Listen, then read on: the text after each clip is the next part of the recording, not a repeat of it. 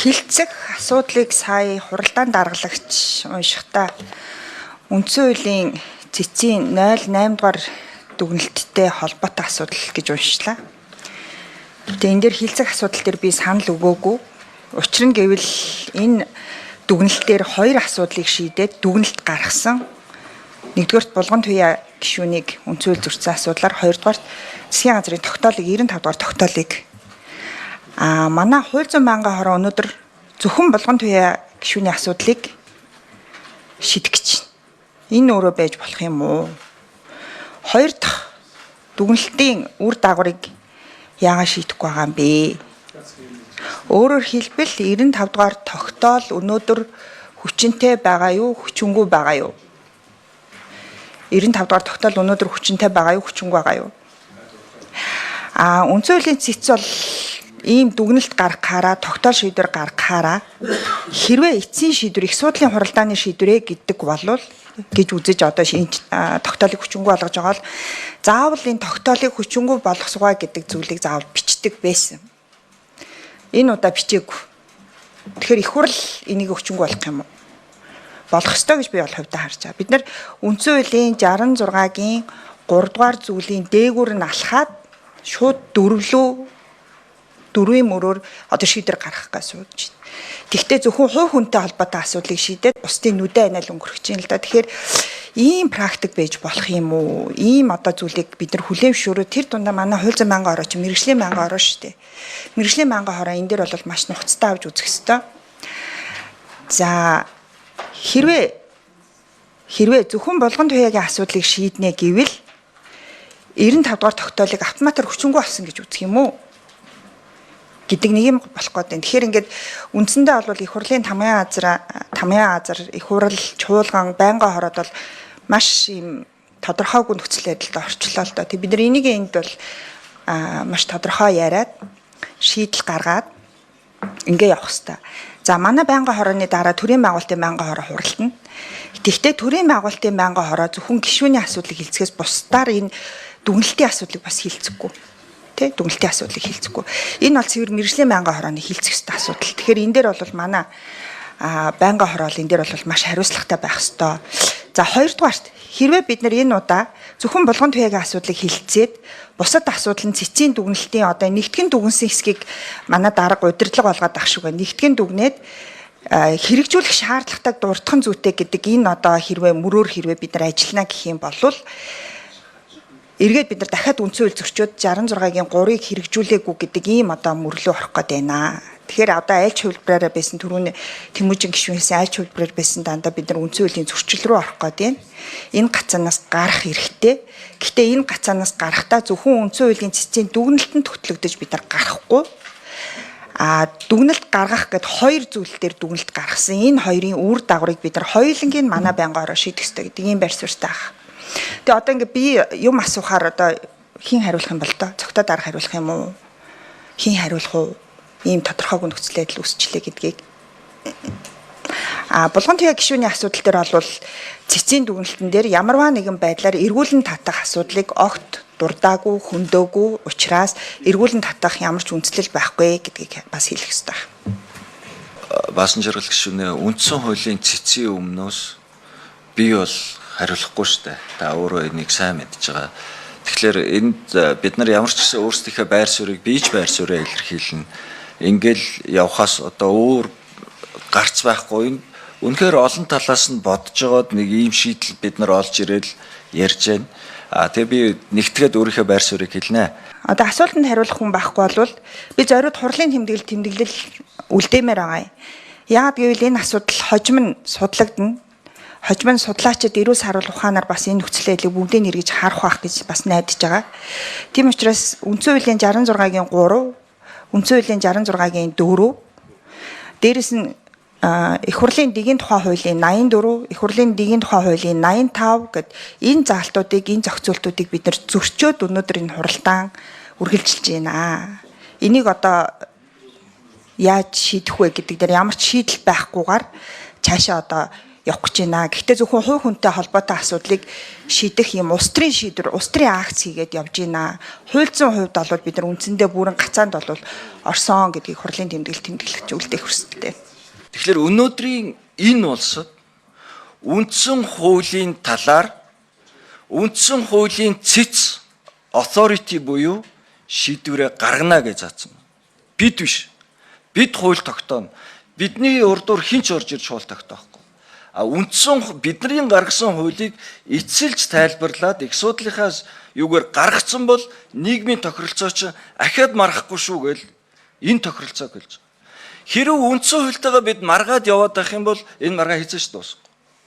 66-гийн 3-ыг яриад байна. Тэр 66-гийн 3-ыг яагаад хэрэгжилж болохгүй вэ гэхээр 66-гийн 3 чинь их хурл дээр нэрээ орж ирж хилцээд дараа дахиад хилцэх боломж дунд суудлын хуралдаанаар шийдвэр гаргасан тохиолдолд их хурл дараа нь санал нийлээгүй байхад үндсэн хуулийн цэц их суудлаараа шийдчихэд их хурл тэгэл дуустдаг. Түүнээс их хурл эргээд ноцоод байдгүй, үндсэн хууль зөв буруу гэдгүү маргаан гарч байгаа талд одоо энэ шүүхийн практиктай зөндөө гишүүд байна. Маргаан гарч байгаа талд аль нэг талд нь шийдвэр гаргахад нөгөө тал нь хизээч сэтгэл ханамжтай байдгүй. Хууль буруу байна, энэ онцгүй байна, энэ тийм байна гэдэг. Гэхдээ бид нар шүүхийнхаа шийдвэрийг дагаад явна гэдэг нийгмийн гэрээтэй. Тэгэхээр энэ дээр одоо би хүмүүс яриад байна энэ үндслэл хэсэг дээр заасныг бид нар дагаж мөрдөөд байна гэдэг. Ерөөсөө юу жишээл барууны хууль ялангуяа за би одоо далайн эрх зүйтэй орнуудын нэг хууль аваад үзье аналог юугаар бусад хууль дээр адилхан хэрэглэгддэг шүү. Ratio decidendi гэдэг энэ үндслэл хэсгийн гол шийдвэр гаргах суурийг гаргаж ирж байгаа логик тэр үндслэл нь. Тэр ratio decidendi чинь яг тэр агуулгаараа бол дараагийнх нь хууль юу шүүхүүд өөрийнхөө яг хэрэгцээтэй нөхцөлдөө аваа заавал ашигладаг шүү дээ. Чи өөрөө норм багхгүй. Тэгэхээр энэ ямар ч үр дагаваргүй гэж хэлэх ямар ч боломжгүй. Ялангуяа энэ дээр үндсэн хуулийн цэц нөгөө бидний нийгмээрээ тохирцсон энэ л эцсийн шийдвэр гаргана шүү гэдэг дээр хүлээн зөвшөөрөх хэсэг талаар шийдвэр гаргахгүй шүү гэд хилцсэн байгаа байхгүй. Монгол хэлээр 2-гүй утгаар хилчээд байгаа. Тэгэхээр бид нар үндсэн хуулийн цэц буруу байна гэд ингээд хэлээд байх эрхийг биднэрт өнөөдөр хинч олгоогүй. Асуудал энэ дээр үндсэн хуулийн тэр 63-ын харин 66-гийн 3 чинь дунд суудлын юу байхгүй да. Саад бид нар одоо тийм бичээгүй байгаа. Гэхдээ өнөөдөр яг бодит байдал дээр яг эргэж хилцээд байгаа чинь ерөөсөө энэ. За одоо тэгэхээр би энэ дээр юу ярмаар байна гэхээр үндсэн хуулийн цэц өөрөө ийм шийдвэр гаргасан. Үндсэн хуулийн цэцтэй маргмаар инээтрээ байгуул харин энэ Тэмүүжин гишүүн маш зөв санал сая тавьж байна. Би ч гэсэн энэ асуудлыг бүгдийг нь уншиж үзээд хамгийн түрүүн баасан дээр сарга одоо энэ сууж байна. Хамгийн түрүү юу хэлсэн гэхээр энэ дээр бид нарт асуух асуулт гүйцээж нөхөж гаргах хууль тогтоомжууд харин байгаа юм байна шүү. Энд чинь хууль бид нар ингээд төгс хууль хийдгүү хүн лимчин дутуу бодсон амьдрал тооцоогүй өнцөг болонгууд гарч байна. Тэгээ энэний дагуу бүхэл бүтэн ийм хуулиудыг энэ жишээн дээрээс ингэж янзлахгүй болохгүй юм байна гэдэг гаргахгүй бол тэгээ тэрийг их хурл өөрөө засаад явах боломжтой байхгүй. Энэ эрх чинь харин биднэрт байгаа шүү дээ. Тэгээ тэрийг хийн шүүгээ би баасан дорж дарагд хилцсэн байж байгаа. Тэгээ энийгээ бол хийгээ явах бах. Би гишүүдтэйгээ санал нэг байгаа шүү. За юун дээр тэгээд нэг зүйл юу ямар байна. Одоо энэ дээр яах аргагүй тэгээд энэ гишүүдээ нэг зүйл ярмаар байна. Үндсэн хуулийн ингээд олон нийт ч ингээ ойлгоцсон байлээ. Үндсэн хууль зөрчсөн бол шууд татна, эгүүлэн татна гэх. Тэгээд гоогүй эгүүлэн татахгүй энд ийм юм шүү боломж байна гэх тэгэхэд тэрийг их хурл өөрөө шийднэ. Гишүүдээ ярьж байгаа гишүүдийн л байр суурь байхгүй. Гэхдээ би байр суурьтай байж болно үсттэй. Яагаад би өөрийнхөө үзэл бодолтой үзэл бодолтой байгаагийнхаа төлөө юу яах вэ? Гэтэл энэ дээр нэг асуудал байгаа шүү. Үндсэн хуулийн цэцийн нэг онцлог бол юриспруденц айгүй багтаа хууль. Жишээл 29-ийн 3 30 жилд 2 удаа хилцэгдсэн байхгүй да. Юриспруденц айгүй багтаа учраас гишүүд яг тэр асуудлаар маргаантай үедээ бол хинэн ч хуулиа зөрчиж байгааг мэдэхгүй үндсэн хуулийн зөрчил рүү орж магадгүй. Тэгээд бид нар игүүлэн татаад байна гэх юм бол уучлаарай сая төсвийн хууль хэлцэж байхад төсвийн хүрээний гадна шийдвэр гаргалаа үндсэн хууль зөрчлөө шүү гэдээ байхад хичнээн олон гишүүн yes гэдээ дарцсан байгаа шүү дээ. Тэднийг буцаас татах уу? Тэр хүмүүс үндсэн хууль зөрчсөн гэж тийм бодоогүй байгаа шүү дээ. Тий, яг тийм байхгүй. Тийм учраас энэ дээр их хурл шийднэ гэд тэгээ бид нар энийг их хурлаараа шийдэх гээд одоо орж ирээд ярьж байгаа чинь л энэ. Түнс ярихгүй болцсон юм байхгүй. За ийм байдлаар бид нар өнөөдөр хилцэж байгаа шүү. Тэгээ энэтэйгээ холбогдуулаад одоо өнөөдөр юу нэгтгэн дүгнээд хилцсэн асуудлаа хэлэхэд нэг хоёр зүйлийг хэлмээр байна.